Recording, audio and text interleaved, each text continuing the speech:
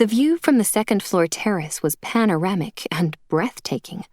Justine Nolan, who knew it well, was nevertheless startled when she saw it, even after a short absence, and today was no exception.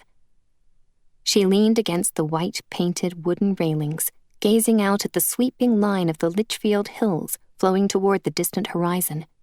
Their thickly wooded slopes rolled down to verdant meadows. Beyond them, Lake Warramog, set deeply in the valley, shimmered in the sunlight, like a great swathe of fabric cut from cloth of silver.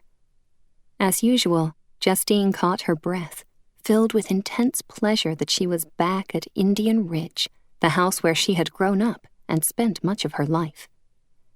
It was a clear, bright day, with a blue sky and bountiful clouds, but there was a snap in the wind, a hint of winter still, and it was cold for April. Shivering, Justine wrapped her heavy-knit red jacket around her body as she continued to devour the view, the white clapboard houses, so typical of Connecticut, dotted here and there on some of the meadows, and to her right, set against a stand of dark green trees, 3 silos and 2 red barns grouped together in a distant field. They had been there for as long as she could remember, and were a much-loved and familiar sight. Unexpectedly, a flock of birds swept past her, unusually close to the railings, and she blinked, startled by them. They soared upward in a V, a perfect formation and quite beautiful. She stared after them as they flew higher and higher into the haze of blue, and then she turned around and went back into the house. Picking up her overnight bag, which she had dropped on the landing a few minutes earlier, Justine carried it into her bedroom and immediately unpacked, putting away sweaters, trousers, shoes, and her toilet bag. Ever since childhood, she had been neat, very tidy in her habits, and it was her nature to be well organized. She hated clutter, which had to be avoided at all cost. Glancing around the bedroom, smiling to herself, she experienced a sudden rush of happiness. She loved this room and the entire house. Some of her happiest times had been spent here at Indian Ridge, especially when her father was still alive. She and her twin had adored him.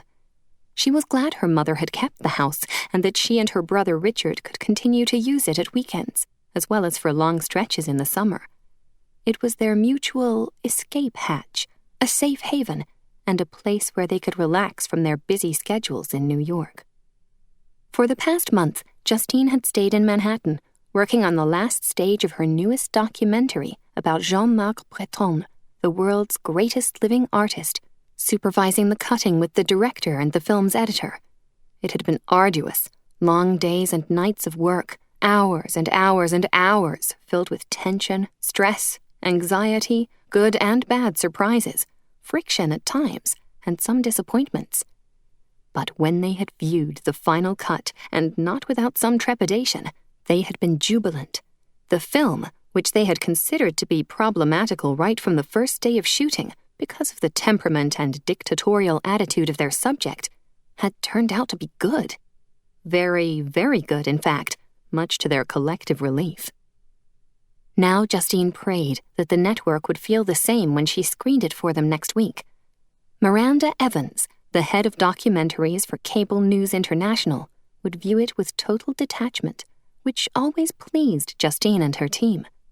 Miranda brought no prejudices or preconceived ideas into the screening room, which was why Justine trusted her judgment. That impartiality was a rare quality. Miranda had believed in her right from the start and had funded most of the Blood Diamonds documentary, another tough subject. Suddenly, worry edged into her mind. She took a deep breath and pushed it away. The film was excellent, and it was the final cut. And that was that. She shook her head, grimaced to herself, wished she could let go of a project the moment it was at an end. But she couldn't. It always took her time to move on. And then she automatically went into a different mode, was filled with deflation, anxiety, and a sense of loss. She had mentioned this to Richard last night, and he had started to laugh, understanding exactly what she meant. Her twin and she were very much alike. He had pointed out that she was going up to the house to mentally and physically replenish herself, and fresh and exciting ideas would soon pop into her head when she was completely rested. And with that, he had ended their phone call on a somewhat teasing note. He's right, of course, she decided, as she went out of her bedroom and down the stairs. Nobody knows me like he does, just as I know him inside out. She felt a small trickle of sadness running through her when she thought of Richard's wife, Pamela, who had died 2 years ago of cancer. To the outside world, Richard was calm, strong and stoical, in control, but she knew how heartbroken he was inside. He kept up a good front and plowed on doggedly because of his 5-year-old daughter, Daisy. Justine planned to look after them both this weekend, mothering one and being a loving companion to the other.